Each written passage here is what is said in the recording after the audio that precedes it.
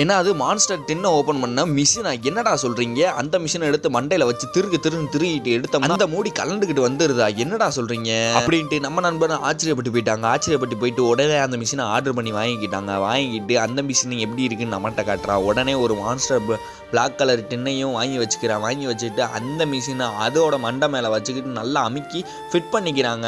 நம்மலாம் டின்னை வாங்கினோமா, கட்டை வரல வச்சு ஓப்பன் பண்ணோமா, குடிச்சோமான்னு இருப்போம். இங்கே என்னன்னா வித்த காமிச்சுக்கிருக்காங்க. அதுக்கு முன்னாடி ஸ்க்ரீனில் தெரிய இந்த குட்டி பையனை உங்களுக்கு ரொம்ப பிடிக்கும், நம்ம சேனலை சப்ஸ்கிரைப் பண்ணி வச்சுக்கோங்க. சப்ஸ்கிரைப் பண்ணணும் செய்யுங்க, ஒரு லைக்காவது போட்டுருங்க.